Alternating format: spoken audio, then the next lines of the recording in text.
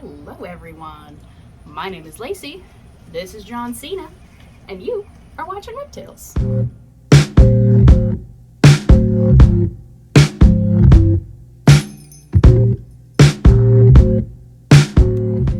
It is another hot day here in Missouri, and it's nice and humid, so I thought, oh, let's take John out and let her have some porch time, because she does like to explore during her porch time.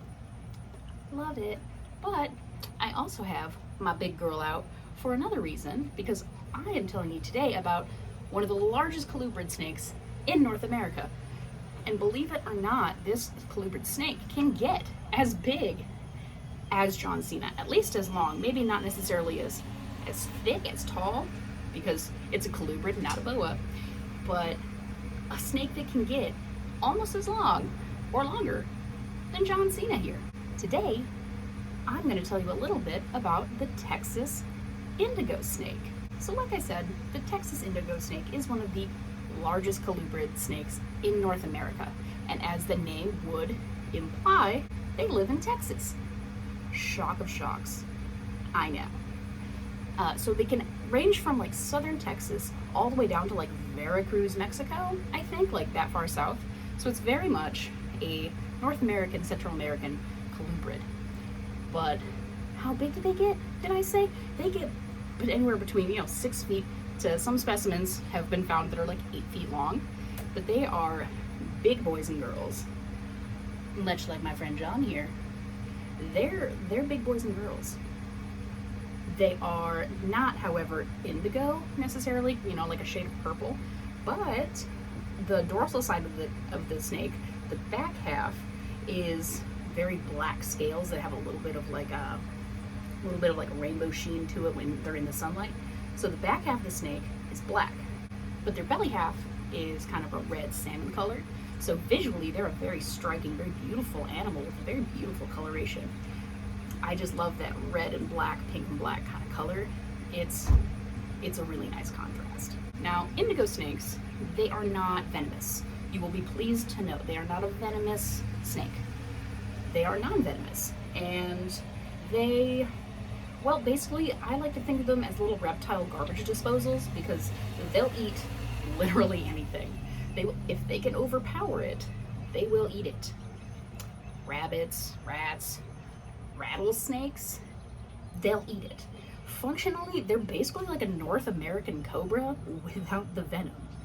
And in Texas, there is a saying that goes, if it's indigo, let it go. Because they are wonderful for pest management, getting rid of any rattlesnakes you might have on your property that you don't want to run into, because it's their natural diet. They are a wonderful snake.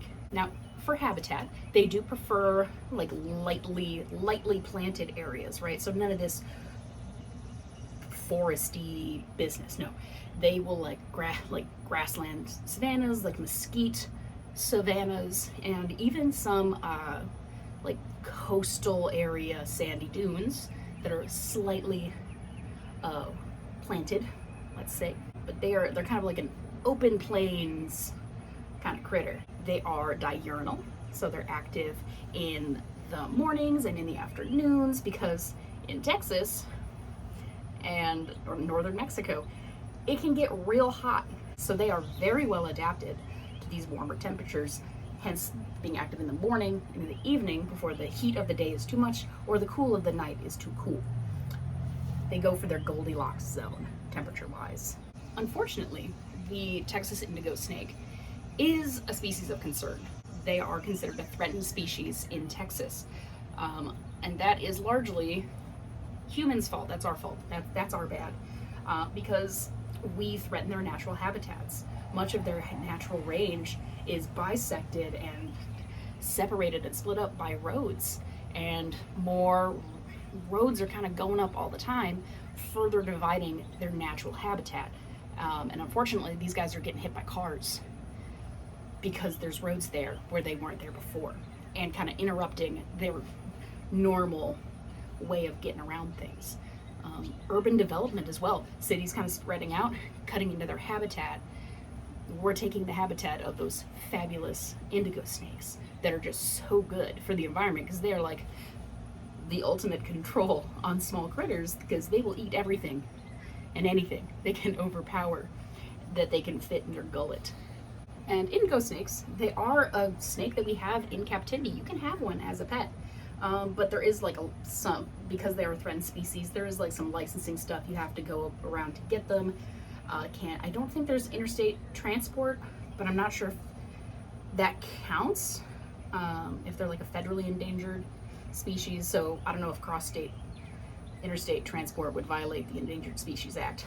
I think it's good. I think we're probably okay because it's a threatened species, not an endangered species. Like the eastern indigo, the eastern counterpart of the Texas indigo. But if you find yourself out and about in southern Texas and or northern Mexico, and you find a black snake with a red belly, a big black snake with a red belly, leave it alone, because they're protected. We love them. And they're so good for the environment, and they have it hard enough as it is. You can look at them, you can check them out, and then leave them on their way. Now, the other day, a friend of mine told me that her son found this massive snake in their yard. And I said, tell me about this massive snake. And she told me, yeah, it was this huge black snake with a red belly. And I said, no. I'm like, when you say huge? She was like, it was huge. It was like 6 feet long. It was giant.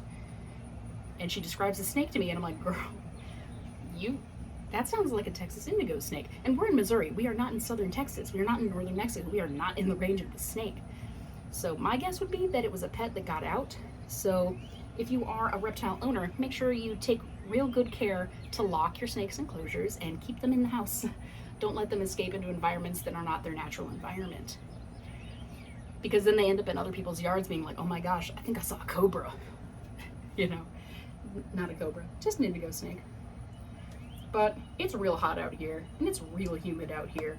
So we're gonna call it at that today, friends. But always remember, never stop learning, because the mind is a terrible thing to waste. See ya. Say bye-bye, John. There we go. Bye.